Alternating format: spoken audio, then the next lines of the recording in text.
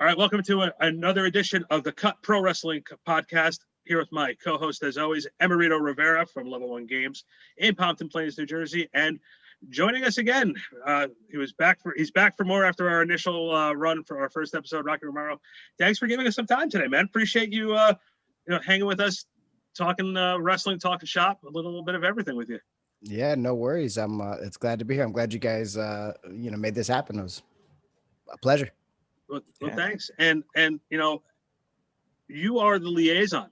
You are the guy who sets everything up from the United States for the New Japan. And how is that for you? Is there a lot of pressure on you, sort of being that in between guy, making things happen as far as the United States relationship with New Japan? Yeah, I guess there's definitely some pressure. You feel a pressure when New Japan's doing anything in the US because, sometimes it's the first time or sometimes, you just want to do really well, especially the US market it's a major market, obviously globally. And it's a strong market when it comes to professional wrestling. And there's a lot of great competition. You have AEW, Impact, ROH, obviously WWE. So the world is always watching, right? And one thing about the US fans is they can be extremely critical about things that they like or dislike. So there's always that added pressure. But I mean, for the liaison, I'm just trying to help the guys get to Japan or, try to make their lives easier if I can, be in between, having to, working with New Japan for so many years.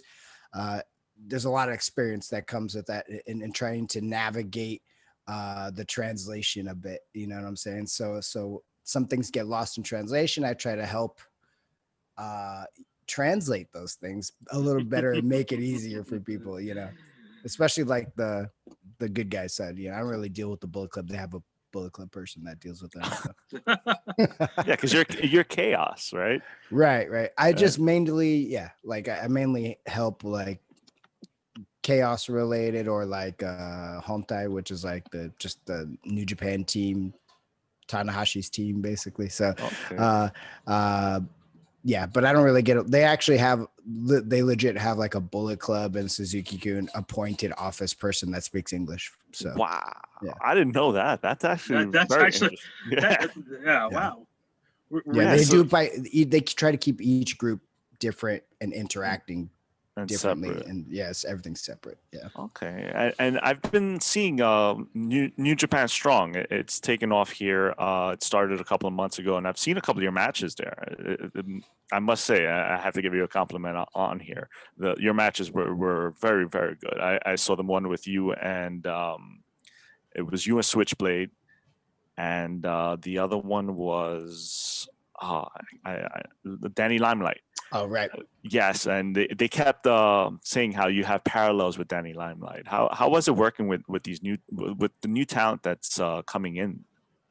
New talent, working with them. I mean, so here's another thing, kind of aspect of something that has been adopted into me helping out with New Japan or being the liaison or whatever is helping the dojo find new people. So like, if they have a tryout or something, sometimes I'll attend, not all of them, but sometimes I'll attend and then give my 2 cents where it's, when it's wanted to be like, oh, this guy looks really good. Here's a guy that we could probably use, somewhere down the road in the US, or this guy did really good in the tryout. I thought, in my opinion, or he looked, whatever. So, Danny was one of those guys that came to a camp or a tryout. I can't remember.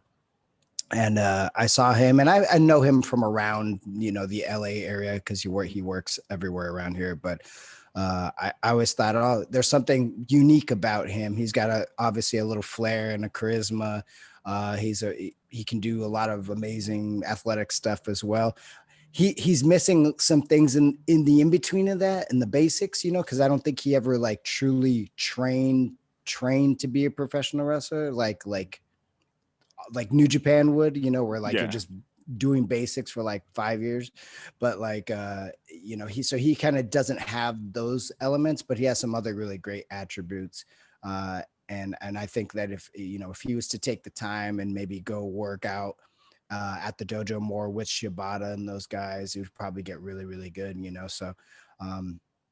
So he was one guy that I thought he could be interesting, for the show. And then who else do we have? A lot of the guys. Barrett Brown. I didn't find him. He actually just came through. I think Shibata found him. Barrett Brown, and I think I found Jordan Clearwater, who's got a lot of upside. He's just a little wet behind the ears. Blake Christian was a guy that I saw through GCW and obviously through Alex Zane, who's a part of New Japan Strong.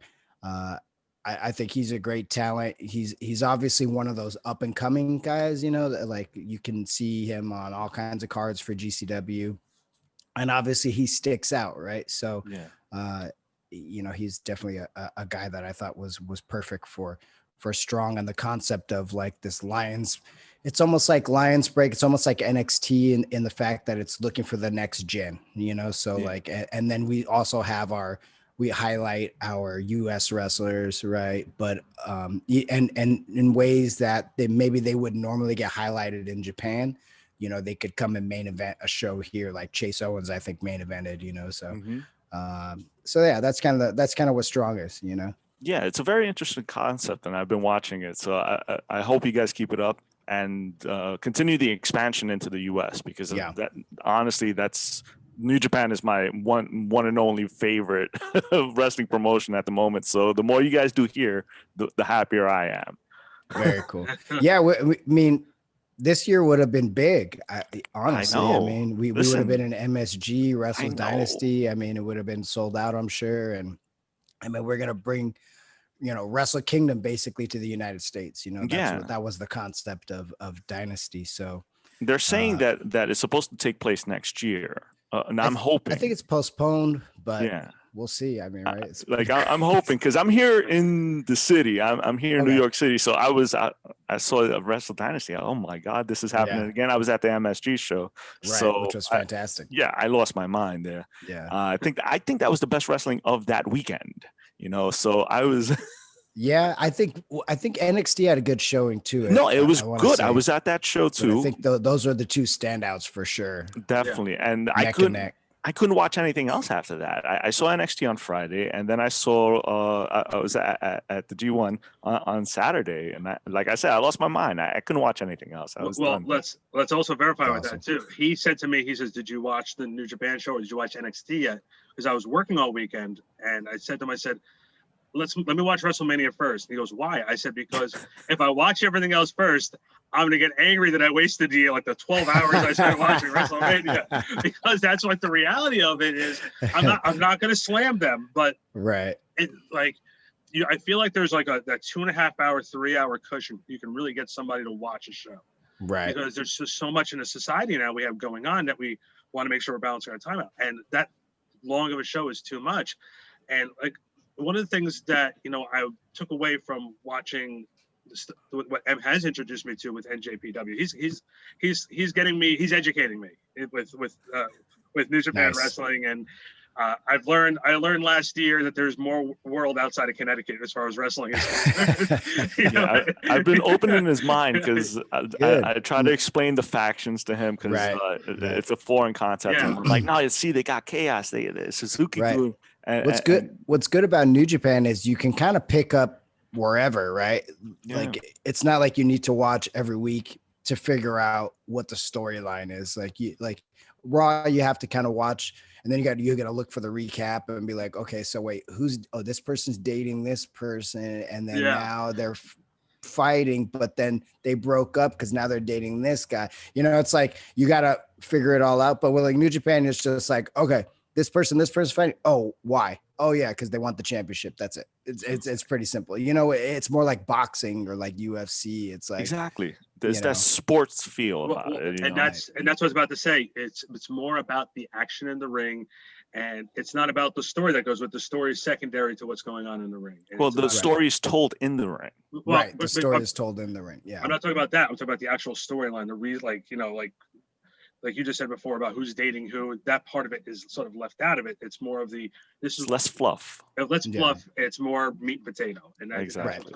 Right. But also, I want to get into something else with you. You've been doing music for a while, and you released a album last year, Yeah. Sneaky Style, right? Yeah.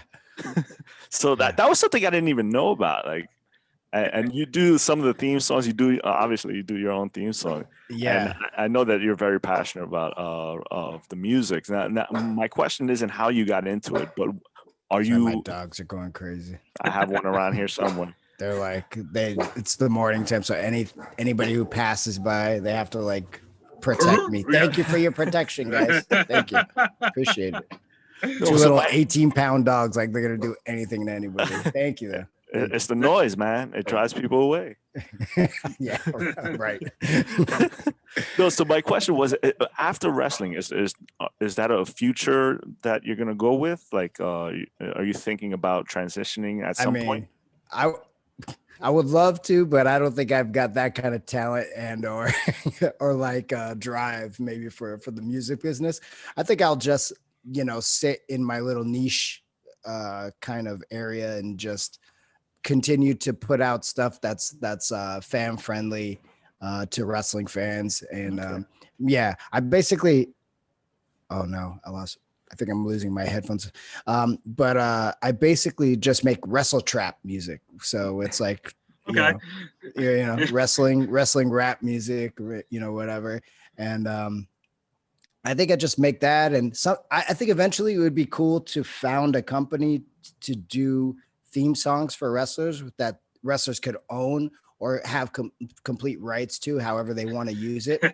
It's funny you say that. It's Yeah. funny you say that because my brother runs a music academy, which he also does the recording studios in there. My brother has produced Jay-Z. He's produced quite a few different people. So if you ever needed anything with that market, you're ever in the Jersey area, we can definitely see what we can connect you guys and see if there's anything that we can do with you as far as releasing and producing as well. So yeah.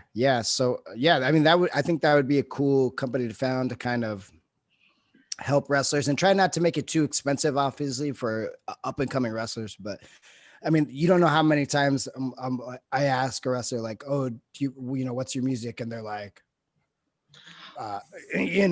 whatever. I mean, you just open up floodgates. They're like Jay-Z. I'm like, well, we can't use that. Nobody can use that. Like, you have rights to Jay-Z? Like, shit. Okay. But how difficult is that though? Because you want them to not only put it for their character that fits their character, fit their personality.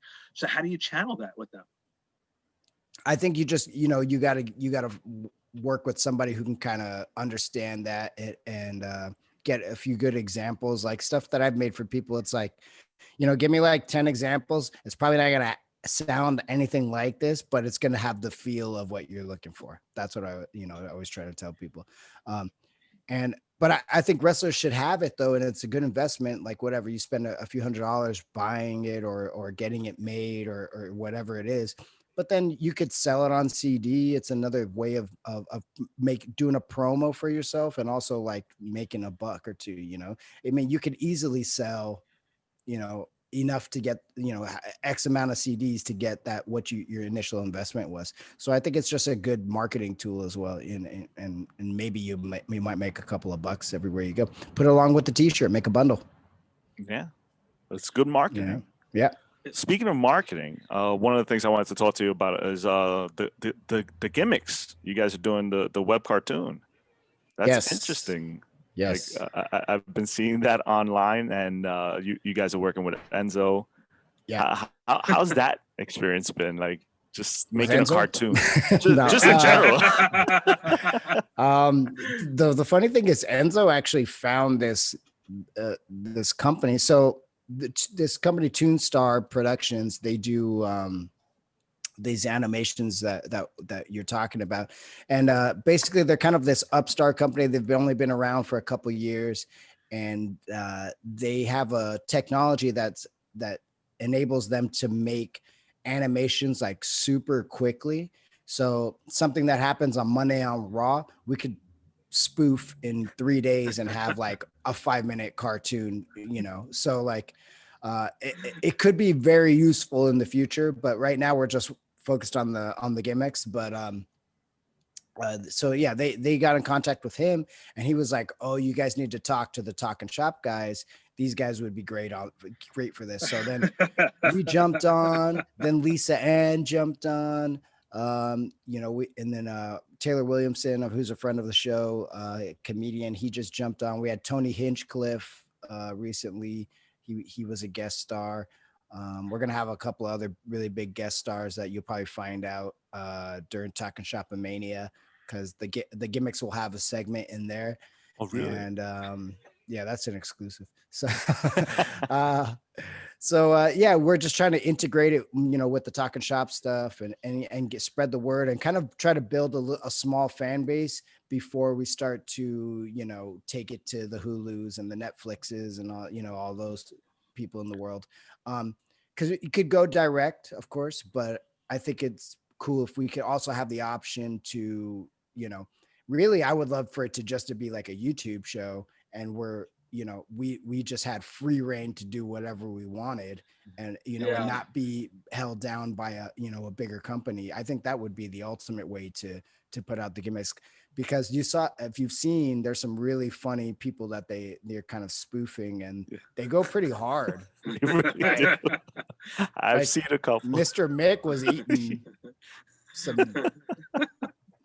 some interesting stuff with Triple Huh. Well, and it's funny, you like, with me, I'm very, very big into like the business side of sports and entertainment, and you just want to strictly want to make it a YouTube show, and obviously you guys felt this hang up a little bit with Talk Shop Mania, and you talked right before you came on, you talked about YouTube crash yesterday, right? Some of the stuff that you guys are doing. How difficult is it with some of the stuff like the pay-per-view companies, and with the liquor company, like you guys are making your own wine and beer, doing the behind the scenes background stuff that's not the fun stuff? How difficult is that? And some of the timelines on how to get that stuff approved and ready to go to be out there for the public. The problem is that we get so excited, we start announcing stuff before it's ready to go, So I mean, we just announced way too early, like, oh, we got a beer. We literally talked to the beer guy on, say, Monday, and Monday evening we were tweeting like, oh guys, we got a beer, it's on the way. And then he told us it was going to take 3 months. Then 3 months came and he haven't seen it. 6 months came, still haven't seen it. Like, he made an initial batch for us, for the guys for us to drink at home and to have on TV and stuff or whatever. And then still the regulations are keeping him from selling outside of Kentucky or whatever it is. So so I don't even know if the beer will ever come out, like truly be able to go across state lines and be sold to anybody. But the wine is out right now, and at least my wife did that deal, so she actually got shit done. Thank God. leave it to the women, because they'll actually get shit done. Don't leave it to us. Yeah, because that wasn't announced. That was just popped. Boom. Yeah. We got wide. Yeah, exactly. We're like, we need to put something out, because we keep telling people that all these projects are happening, and it's beyond our control, So, and we're just going by what we said in 3 months we'll get this, but then whatever, the people drop the ball, however they drop the ball or whatever. So, or we just need, I don't know, we need to just stop announcing stuff until we're actually ready to go. It's our fault, and then we'd have less stuff to push and plug, because we have too much stuff to plug. It's hard to keep up, Yeah. Our Twitter feeds are just like plug. Yeah. I went on your Twitter yesterday, and I was like, okay, I was plugging hard yesterday. okay, yeah. Now I'm trying to sell a pay-per-view this weekend. I mean, and speaking of the only pay-per-view, thing that matters. Yeah. Exactly, and that's the final thing I wanted to touch on before we let you go is this pay-per-view, man. And listen, you're trying to kill Chavo? Like, what's up with that? I'm not trying to kill Chavo. No, Chico's trying to kill Chavo. Chico is. Yeah. I'm so sorry. I love Chavo. I'm a fan of the Guerreros through and through. I mean, I was a fan of Chavo back in WCW when he used to come out with Pepe, man. I love Pepe. He had the weird relationship with Eddie at that time. I mean, Dude, it's funny you say hilarious. that. I actually have the T-shirt. I bought the T-shirt off of That's a WCW. great T-shirt. Eddie Guerrero is my favorite wrestler. Yeah, that's such a good T-shirt. I have that shirt. He should re-release that shirt. He should, right? He actually should. That's a great shirt. Yeah, I'd buy that. Yeah. I think Vicky said that WWE owns all the rights for Eddie's stuff. So she might be able to get it released maybe with Here's them. hoping, man. Yeah, because that would be really cool to get.